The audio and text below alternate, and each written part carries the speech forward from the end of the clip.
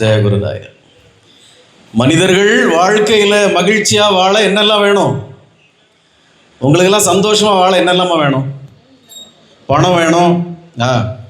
Sethuraman sir சொல்கிறார், பணம் வேணும், ஆரோக்கியம் வேணும், ஆம்பளைங்களுக்கு பொம்பளை வேணும், பொம்பளைங்களுக்கு ஆம்பளை வேணும், இதெல்லாம் வேணும்ல மகிழ்ச்சியாக வாழ்கிறதுக்கு. இப்போது நிறைய பணம் சம்பாதிச்சா அவனுக்கு மரணம் வந்துடும்னு ஒரு நியதி இருக்குன்னு வைப்பேன். நிறைய பணம் சம்பாதிக்கிறவனுக்கு சீக்கிரம் மரணம் வந்துடும், அப்படி ஒரு நியதி இருக்குது உலகத்தில். எவனா பணம் சம்பாதிப்பானா?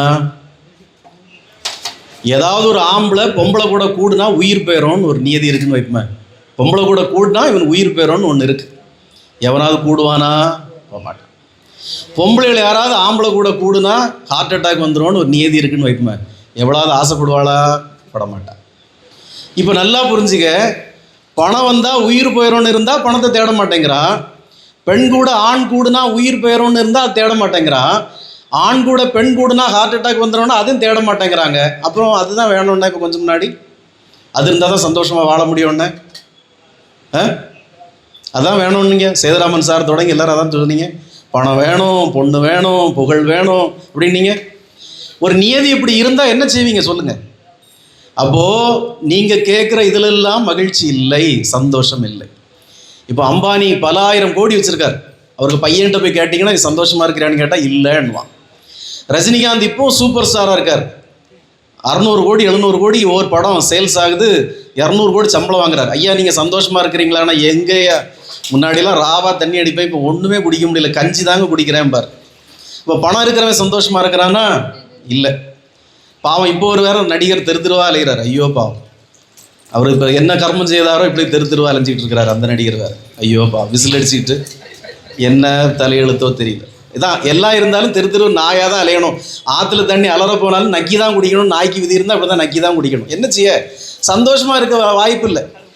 பனையூரில் ஒரு பங்களா, அங்கே ஒரு பங்களா, அங்கே ஒரு பங்களா இருக்குது. சுகமா ஏசியை போட்டோமா சந்தோஷமாக இருந்தோமான்னு இல்லை, வெயிலில் கிடந்து கறத்து பிறத்து திரியிறான். சரி, விதி, வேற என்ன?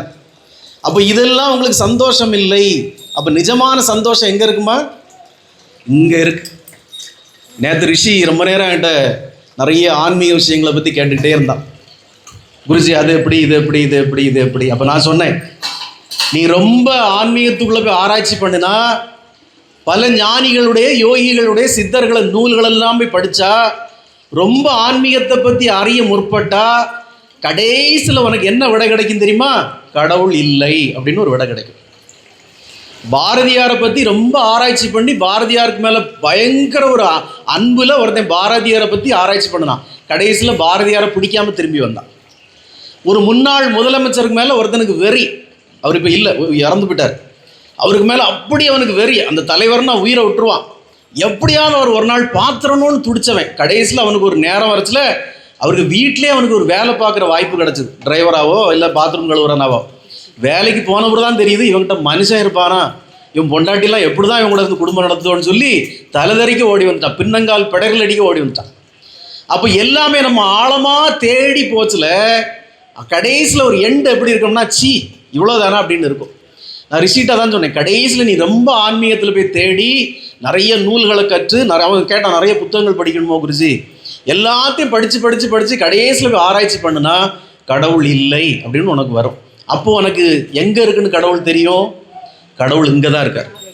கடவுள் உனக்குள்ளே இருக்கார், தேடுன்னு தான் எல்லா நூல்களும் சொல்லும் கடைசியாக. அப்போ நீங்கள் வெளியில் இருக்கிற பணம், புகழ், பொண்ணு, மண்ணுன்னு தேடினா அங்கெல்லாம் சந்தோஷம் இல்லை. அது ஒரு நாள் உங்கள் கையை விட்டு போனால் நீங்கள் அந்த தோல்வியை தாங்கிக்கிட மாட்டீங்க. அந்த துயரம் தான் அன்றைக்கி எல்லாரையும் பிடிச்சி வாட்டிகிட்டு இருக்கு.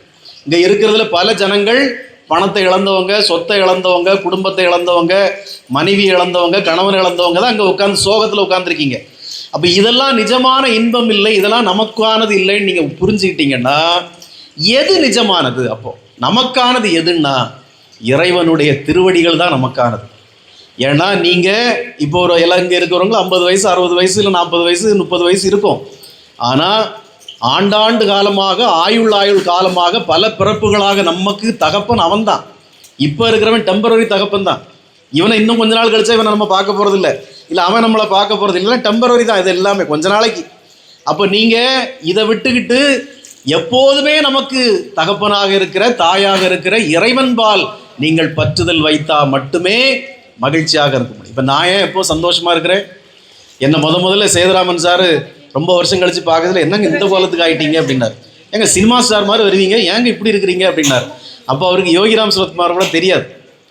அவருக்கு லக்ஷ்மணன் சேதுராமன் சாருக்கு யோகிராம் சுரத்குமாரே தெரியாது. அவரை என் காரில் ரொம்ப தூரம் கூட்டிகிட்டு போனேன். அப்போ அவர்கிட்ட பேசிகிட்டே போனேன் யோகிராம் சுரத்குமாரை பற்றி. இன்னைக்கு பாருங்கள், பகவானுக்கு ஒரு மிகப்பெரிய பக்தராக மாறிட்டார். நான் ஒரு டிராகுலா, யாராவது கடிச்சு வச்சேன்னா அவனும் டிராகுலாவாக மாறிடலாம். இப்போ பாருங்க, அவர் ஊர்லேருந்து பல பக்தர்களை கூட்டிகிட்டே வரார், அடிக்கடி கூட்டிகிட்டு வரார். இன்னைக்கு பாருங்க, சொந்த பந்தங்களெல்லாம் கூட்டிகிட்டு வந்திருக்கார். பகவானை பற்றி தான் எங்கேயும் பேசுவார். யாருக்காவது ஒரு துன்பம், யார் வீட்டில் ஒரு கஷ்டம்னா உடனே எனக்கு ஃபோன் போட்டுவார், சாமி கொஞ்சம் அவங்ககிட்ட பேசுங்க, நான் உங்களை பற்றி சொல்லியிருக்கேன் அப்படிம்பார். பகவானுடைய தீவிர பக்தர். அவர் சொல்லியிருக்காரு, எனக்கு ஒரு நாள் மைக்கு தாங்க சாமி, நான் நிறைய பேசணும் அப்படின்னு. இன்றைக்கி அவருக்கு மைக் கொடுக்க போகிறோம். இன்றைக்கி நான் சத்சங்கம் பண்ண போகிறதில்ல. இந்த அபிஷேகம் பாத பூஜை முடிஞ்சோடனே திரு லக்ஷ்மணன் சேதுராமன் சாருக்கு நம்ம இந்த மைக்கை கொடுக்க போகிறோம். அவர் இன்னைக்கு அவருடைய பகவான் பற்றி அனுபவங்களை அவருடைய பேசுவார் உங்களுக்கு முன்னாடி. அவ்வளோ பெரிய பக்தர். இன்றைக்கி நீங்கள் அங்கே பார்க்குற இந்த திருவாச்சி அவர் சார்பாக அவர் மூலமாக செய்தது தான். நம்ம வீட்டுக்குள்ளே இருக்கிற பெரிய விக்கிரகம், அந்த 55 கிலோ விக்கிரகம் அவர் மூலமாக அவர் சார்பாக செய்தது தான். இங்கே இருக்கிற பல விஷயங்களும் அவர் சார்பாக செய்தது தான். அந்த சங்கு, வலம்புரி சங்கு, அது இது நிறைய அவர் சார்பாக செய்தது தான். ஏன்னா பகவான்னா யாருன்னே தெரியாமல் இருந்தவர் இன்னைக்கு அவ்வளோ பக்தராயிட்டார் சாமி மேலே. அவர் நிறைய அனுபவங்கள் அவருக்கு இருக்குது, அதெல்லாம் இன்னைக்கு ஷேர் பண்ணுவார் திரு லக்ஷ்மணன் சேதுராமன் சார். அப்போ பகவான் யோகி ராம் சுரத்குமார் நம்ம எல்லாம் காக்க வந்த அவதாரம். அப்போ நீங்கள் அவரை விட்டுக்கிட்டு இப்போ கொஞ்சம் முன்னாடி சொன்ன மாதிரி பணம் வேணும், பொண்ணு வேணும், மண் வேணும்னு நினச்சிங்கன்னா அது நமக்கு தராது, துன்பத்தை தான் தரும். எதுவும் வேண்டாம், எங்களுக்கு இதெல்லாம் எதுவும் வேண்டாம். இதெல்லாம் வச்சிருக்கவன் சந்தோஷமாக இருக்கிறானா? இல்லை. ஒரு நாள் எல்லாம் நம்ம கையை விட்டு போவோம். பாண்டவர்கள் மிகப்பெரிய நாட்டுக்கு அதிபதிகளாக இருந்தாங்க. ஒரே ஒரு சூதாட்டத்தில் எல்லாமே போயிட்டு. ராமன் அடுத்த நாள் சக்கரவர்த்தியாக முடிசூட்ட போகிறதா இருந்தது. ஒரே ராத்திரியில் எல்லாம் போச்சுது. அப்போது எது இருந்தாலும் இல்லாவிட்டாலும் நாம் ராமனுடைய மனநிலையில் வாழ படிக்கணும். அதுதான் முக்கியம். ராமன் உடனே அழுது புரண்டு ஐயோ அப்படின்னு அழுதாரா? அவர் இல்லை, அவர் சந்தோஷமாக போனார். அப்படியா, இப்போ நாளைக்கு பரதன் தான் முடிசூட்ட போகிறானா? ரொம்ப சந்தோஷம், நான் போயிட்டு வரேங்க. இந்த செருப்பை மட்டும் நான் எடுத்துக்கட்டுமான்னு கேட்டார். வேறு எதையும் அவர் எடுத்துக்கல. அப்போது நீங்கள் எந்த மனநிலையில் இருக்கணும்னா இங்கே எதுவும் நிரந்தரம் இல்லை.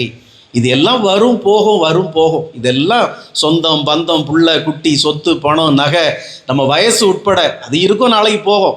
நேற்று கருத்த முடியாக இருக்கும், இன்னும் வெள்ள முடியாக இருக்கும், அவ்வளோதான். நேற்று நல்ல தோலாக இருக்கும், பார்க்குறவெல்லாம் நல்லா ரசிப்பான். அதுக்கப்புறம் தோல் சுருங்கி போச்சுன்னா ஒருத்தனும் பார்க்க மாட்டான். அப்போ நம்முடைய ஆணவம் அகந்தையெல்லாம் அங்கே அழிஞ்சிடணும். இறைவனை மட்டும் பற்றி பிடிக்கணும். எதுக்கு இந்த ராமனை பற்றி எதை நம்ம அடிக்கடி ஏன் பேசுகிறோன்னா, நீங்கள் அந்த மனநிலையில் இருக்கணும். எதை இழந்தாலும் தோண்டு விடக்கூடாது.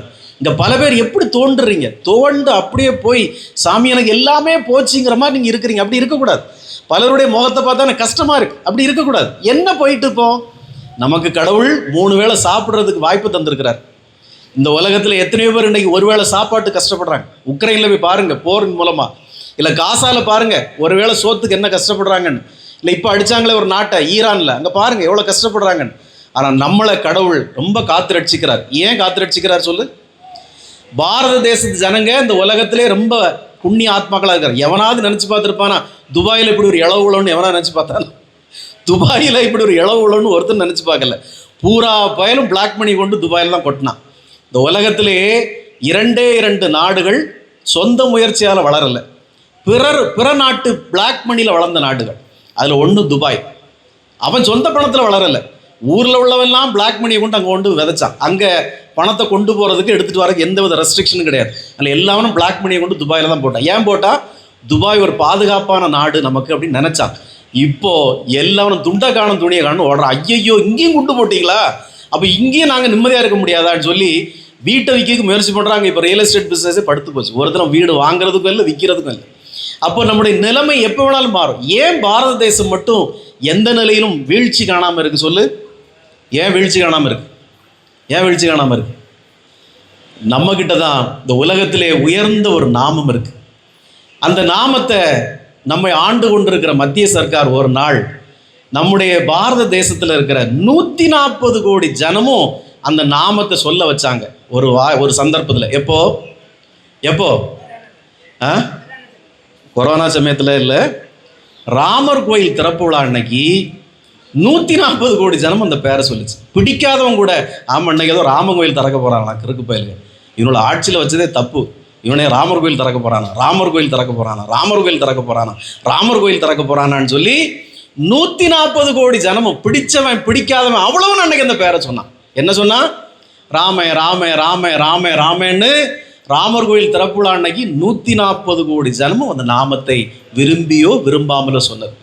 140 கோடி ஜனம் ஒரு மாதம் அந்த பேரை உச்சரிச்சுட்டே இருந்தது. நம்ம ஆளு கொடியேற்ற போச்சுலையும் கோயிலை திறக்க போச்சுலையும் அவ்வளோனும் டிவியை பார்த்து அடுத்த எலெக்ஷன் வரட்டு பார்த்துக்க வந்த நீ கோயிலை திறக்கிற அப்படின்னு எல்லாவனும் ராமநாமத்தை சொன்னான். அன்னைக்கு எல்லாவனும் ராமநாமத்தை சொன்னான். அதனுடைய பலன் நம்முடைய பாரத தேசம் தலைத்தோங்கி நிற்கிற அந்த நாமத்துக்கு அவ்வளோ மகிமை இருக்கு. அதான் பகவான் சொன்னார், விரும்பியோ விரும்பாமலோ விரும்பியோ வெறுத்தோ எப்படி சொன்னாலும் அந்த நாமத்துக்கு மகிமை இருக்கு.